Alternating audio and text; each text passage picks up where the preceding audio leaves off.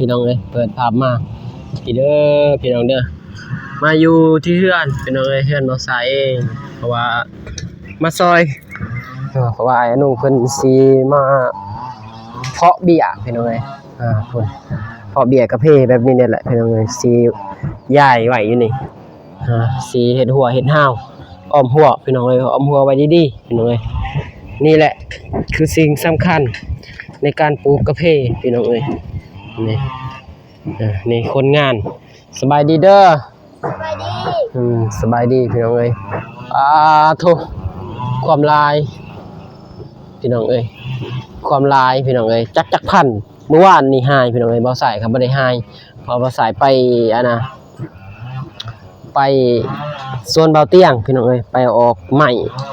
มื้อนี้ก็เลยบ่ได้ไปก็เลยสิมาเฮ็ดอันนี้ต่อพี่น้องมาเฮ็ดหัวเฮ็ดห้าวแล้วก็ย้ายสมพวกอันนี้พี่น้องย้ายไปเรียนไว้แล้วก็จึงเอาเบี้ยไปใส่พี่น้องจะเป็นเบี้ยของอ้ายบ่าวนุ่งเด้อพี่น้องเด้อภารกิจพันล้านพี่น้องธุรกิจพันล้านอีก3ปีข้างหน้าพุ่นแหละพี่น้องนี่กะไว้ก็ประมาณปีนึงแล้วก็จึงไปปลูกพี่น้องมื้อนี้ก็ถือโอกาสสิว่ามาช่วยอ้ายช่วยอ้ายแล้วก็สิเข้าไปทางบ้านกันดอนพี่น้องไป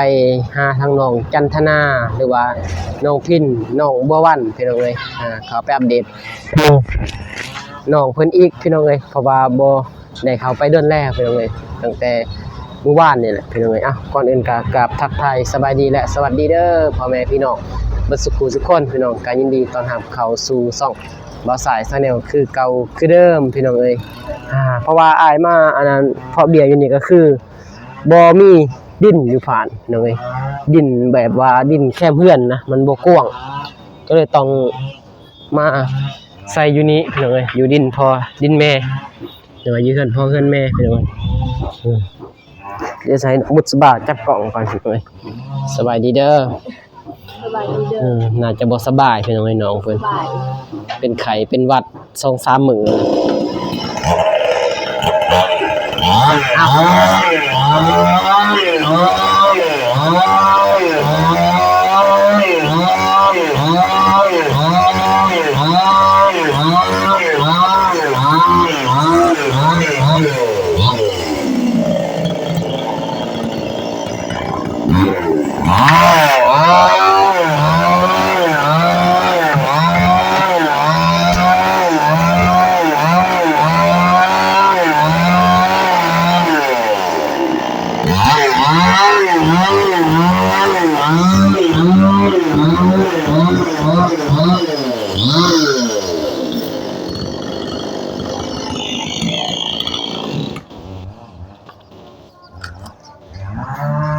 มาแต่เช้าแน่มื้อนี้พี่น้อง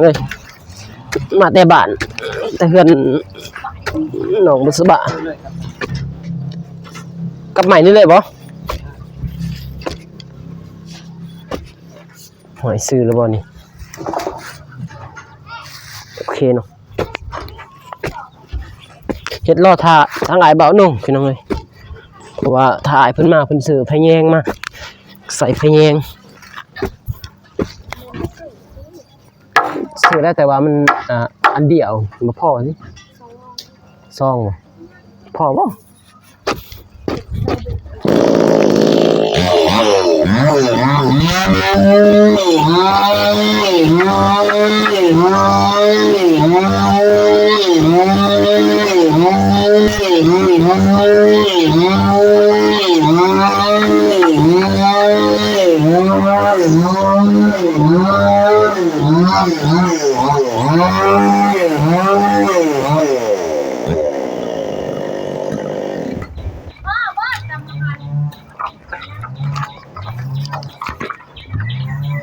ที่นี่บ่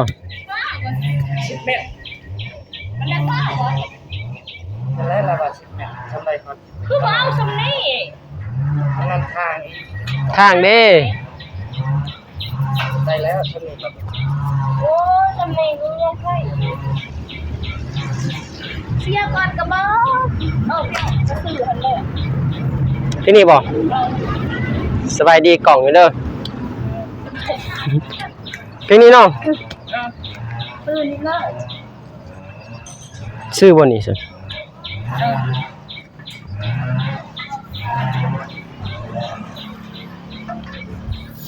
น่าจะอยู่นี่แล้วนะ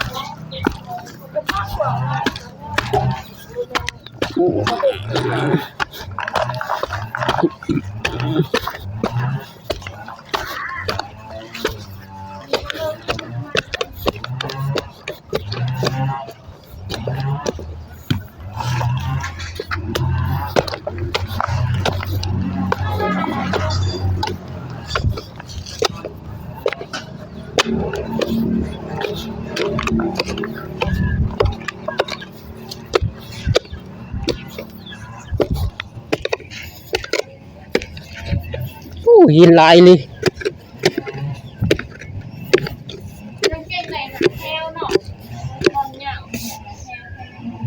ได้อยู่ดอกแถวละ10แถวละ20เนาะได้ดอก5แถว5,000แถวละ1,000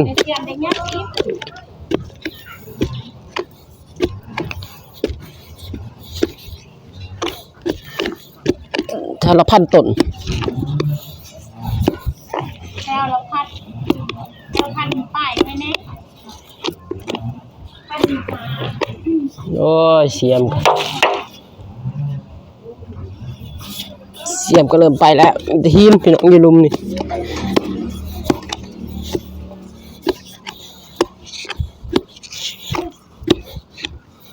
ขี้ลายเลยเนาะ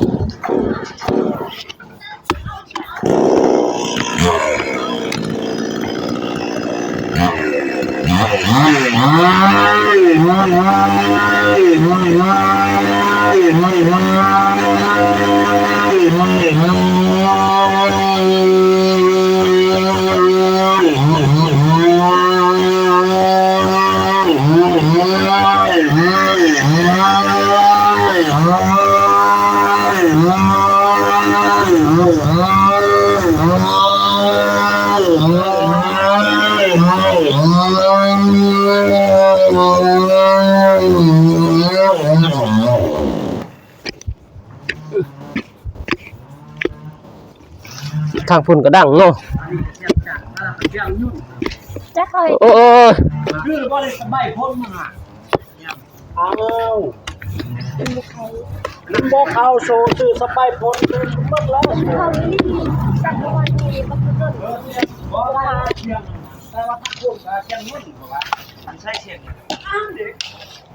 ได้ถาม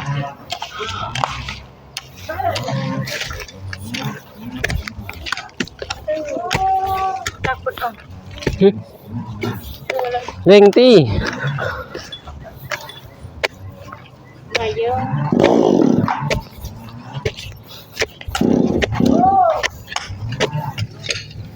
ขอขุดตามรักเก่าเลย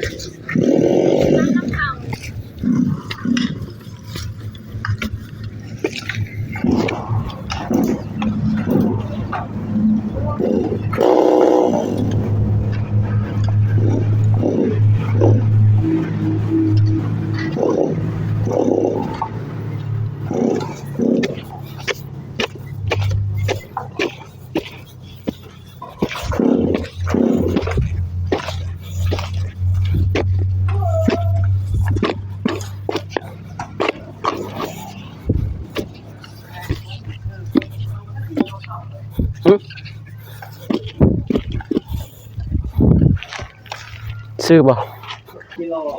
สบายดีเพื่อเด้อคุณของเด้อยังก็อยากแฮมบ่สบายพามาเบิ่งเด็กๆเฮ็ดเวียกแต่คนดุพี่น้องเบิ่ง2หนุ่มโอ้ทุกความดุเมื่อวานนี้เพิ่นก็ซอยได้เมื่อวานนี้ก็หมดมื้อแ ได้เรื่องแล้วเด็กๆสามัคคีดีเนาะเอาไปโอ้คนละขั้นคนเห็นนี่น่ะ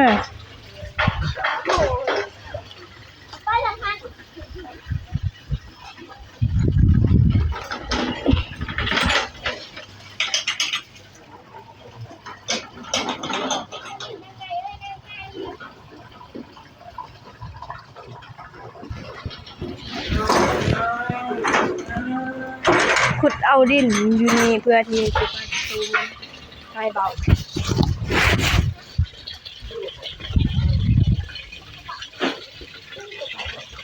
ยังกระจกขึ้นแล้วเอาไปเสียยาไปกิน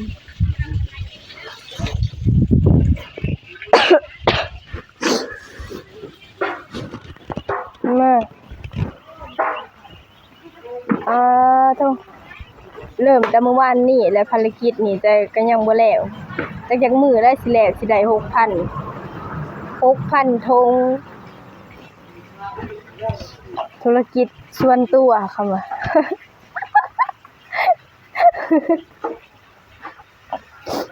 แน่เด็กๆเพิ่นก็ช่วยกันเหยียบเว้าติ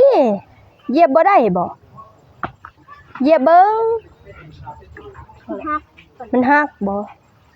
โอ้เนาะน่ะเสร็จจ้ะเขาช่วยกันเจ้าแล้วก็ใส่ของข่อยแล้วก็ใส่ของเจ้าอีกโอ้บ่มีส่วนใหญ่ขุดเนาะ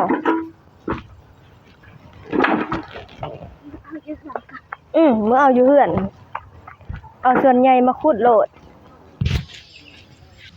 นี่ตัวนี้ทางสิเป็นโตหายเมื่อวานนี่ตัวนี้หายเมื่อวานนี่ประมาณ600ถุงหายเมื่อวานนี้มืดได้แต่600ยังจักมื้อสิได้ 6,000 ถุงยาก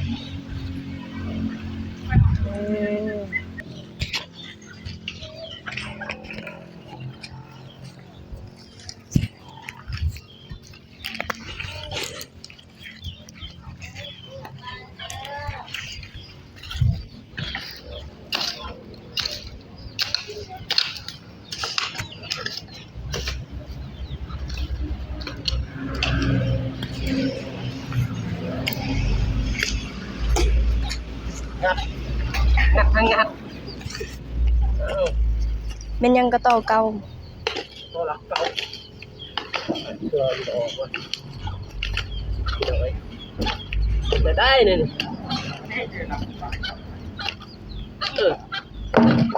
เอามาใส่ลงนี่ได้แล้วสมบัติสมบัติอันล้ำค่าวันนี้ได้หนังบ่ใส่เนาะรักคอเลยมันห่างเนี่ยมันจะใส่ตะนางมันต้องใส่ที่เลยมันตะนางอย่างเนาะเก็บห่างว่าได้มันจะบ่พาใหม่กูยันไปเอาใหม่ตะนางอย่างแล้วมันติดตารางต้องได้ใส่ใหม่และใส่ลุมใส่ก้างถ้าไม่แน่นอนใส่ลุมแล้วก็ใส่เครื่องก็ได้บ่ใส่ก้างนี่ก็ใส่คือลีเนาะคำเว้าเนาะปรับบักซิบเลยนะขุดลึกๆสิบ่หินนะหินมันบ่ลงแต่เทียนมันไม่ดีโซเทียนดูมา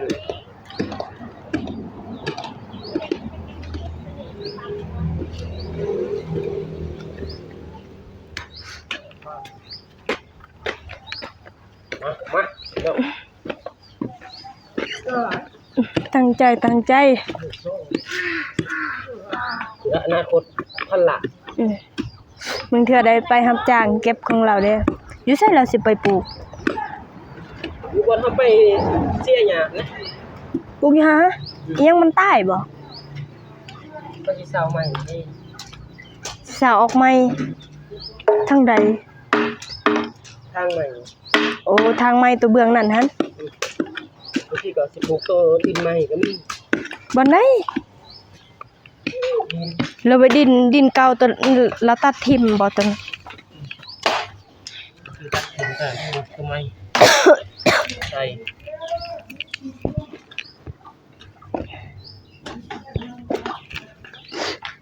ขาที่ยืนดึง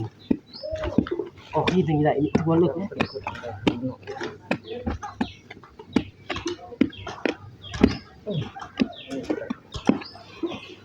ได้เลยนะสำเนียง ไงลี่หินตัวนี้มา ขุดเห็นค่ำโน่นอันนั้นเนาะ เป็นซอยค่ำบ่แม่นซอยไผ่พี่น้องซอยเบาใสเอง อืมสมบัติตะกี้บ่ สมบัติตะกี้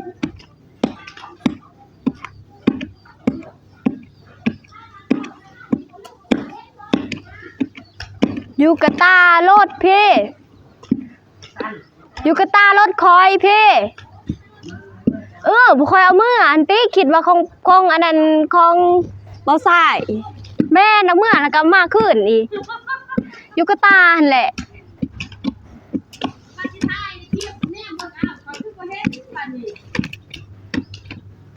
มันก็ มางัดเด้อ ก็ว่าอยู่ว่ามันแม่นของผู้ใดเขาว่าไปขอยเบิ่งคักๆเขาว่าเขายันของหลานบ่จักแล้วเอามาไว้ งัดเด้อ บ่สายงัดแต่เช้าเนาะงานนี่เนาะ ไว้ดีเด้อ แกสบายดีเด้อเนาะโอ้ฝากเลยเดี๋ยวจะคล้องกันแล้วจะเข้าไปถ่ายคลิป ได้เลยบ่มีคลิปลงแล้วบ่ใส่บ่ ว่า ยังทันได้เข้าไปทางนี้ มาสวยงานทางนี้ก่อนเนาะ สวยงานได้ก่อนน่าจะเป็นบางทีก็เขาไปหาหนองเพิ่นตอนแรกนั่นแหละ งานนี้แล้ววะ ไปหาไปแจกหนองเพิ่น โอ้ เตรียมโตววัดจันทร์ เตรียมโตรวันจันทร์ เพราะว่าสิให้อายเบ้าหนุ่งไปส่ง วันจันทร์นี่บ่ ซื้อเครื่อง พอมันข้านก็ขึ้นเด้ ขึ้นวันคันว่าขึ้นวันจันทร์ ขึ้นนอนมื้อวันจันทร์แต่มื้อ ตอนเช้า มื้อ วันคันเป็นมื้อที่ว่า พี่น้องพี่นุ่งมาอันนั้น ทำพิธีเลยเนาะ นั่น ดีแต่ว่าไวว่าไวเติบ แม่น คิดว่าสิได้ขึ้นมือใหม่ ที่ว่าโชคดีสุดแล้วเนาะ ห้องอยู่บ่ บ่สายบ่บ่ได้บ่สายถึงเลขก็มีได้ ขาดนอนมื้ออื่นเนาะนอน นอ มื้ น อ ตอน แร แร ก กนี่แล้วมื้อขึ้นมานี่400เย้ของทับเปียกกันพอดีแล้วแหละ มีรอดมาแล้วเนาะ800 บ่เอาซัมพูดี อ้างตามพอดีให้มันจุบใน400อย่างน้อยก็200เฮ็ดเทือน200ซื้อรถมาขี่รถกะรถมือ2แล้ว บ่เดินธรรมดานี่200ก็แล้ว แม่น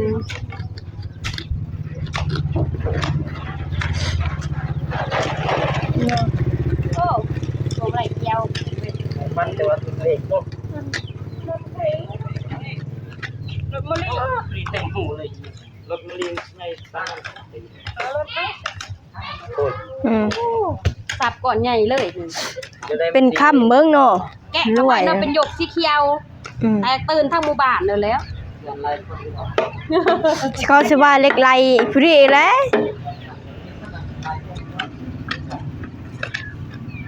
แต่เห็นก่อนยกหลายคนอยู่เนาะอย่ามาพูดถึงเพราะว่าแต่คอยเนาะอย่าพูดเรียนมึงเนี่ยเสียมไปซ้ำ แม่นคือว่ามาใส่โศกดีแล้วว่ะมาขอยังเพิ่มโศกขอพูดต่อถ่าย ถ่ายเด็กคนพี่ถ่ายคอยได้ ได้แล้วสำเนียงมันหลายนาทีนะเอามา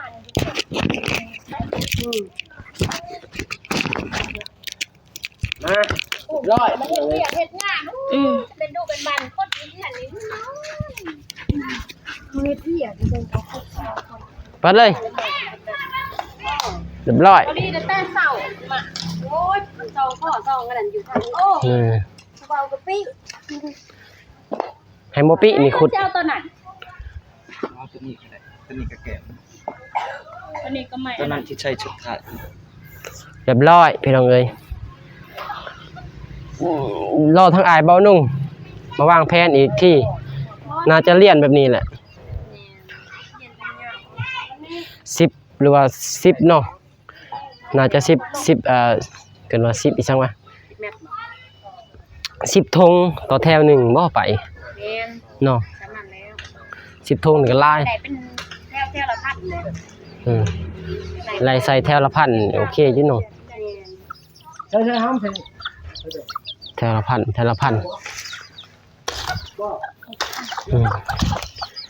จักพันอายบาทจักพัน 6,000นู่น6,000 แถวละ ได้บ่แถวละพันลองเบิ่งเนาะ แถวพันป้ายพูดแล้วแถวพันป้ายมันหมดก็หา ฮอดนี่ฮอดนี้เลย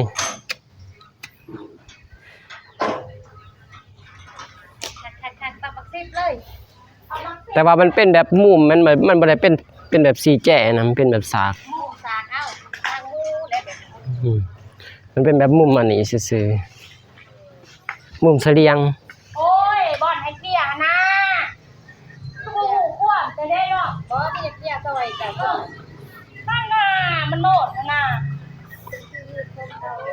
นี่เนาะแบบบ่ได้หรือได้ไปตกหล่นแค่มื้อนี้นี่เพราะว่ามันสิได้ยินพันปี ได้แบบคือมันน่ะต่อปีนั้นพันครับ ตับบ่มันเป็นแก๊สนี่สำหรับ จะพูดเด้อจะพูดไปดิ เฮ็ดก็ได้มันก็บ่ทอดดอกโอ้มันเลยประหยัดระดับ4ปี หมายลองเบิ่งแล้วเนาะ ลองเบิ่งหั่นแหละค่ะมันฟันเลย บอก บ่เห็นบ่เขาฟัน เอาเลยอยู่คันได้โดน จะประมาณนี้พี่น้องเอ้ยน่าจะแป้งแล้วก็อ้อมหัว ก็เทื่อบัดเฮาเฮ็ด ใส่ขนาน มันคือ แล้วก็จบพี่น้องเอ้ย ลูกเศร้าพอดีเฮาได้เลย โอ้ยบันไดก็ต้องเป็นไทยปรับไปกดปรับเดี๋ยวนี้เช้าสิกี่โดนกัน โอ้คุดก็ จบก็ใกล้ลีโนมือของเฮาอยู่วงเดียวเลย ประหยัดต้องมันเลิก นี่ตั้งมือจะไปเก็บ อืม อ้าวได้ว่าเราก็คนไทยใส่ถึงโซ แป้งเรียบร้อยพี่น้องเอ้ยให้ทางเอื้อยเพิ่นแป้งขุดหลักขุดสังเดี๋ยวสิใส่ตะนางจักหน่อยพี่น้องเอ้ยแต่ว่าคลิปมันก็ยาวแล้วบ่ใส่ก็จบคลิปไว้เพียงเท่านี้ก่อนพี่น้องเอ้ยเดี๋ยวรอเบิ่งอีกทีนึงว่าสิไปทางใดอัปเดตทางใดพี่น้องเอ้ยก็ขอให้พรให้ผู้ใหญ่ใจบุญอยู่ดีมีแรงเด้อความเจ็บอย่าได้ความไข้อย่าให้มีพี่น้องเอ้ยไปไสมาไสก็ให้หลอดปลอดภัยเพิ่นว่านอนหลับก็ได้เงินหมื่นนอนตื่นก็ได้เงินแสนพี่น้องเอ้ยไปพี่น้องมีแต่ว่าอยู่ดีมีแรงมาสุขสุขคนพี่น้องไปบ๊ายบาย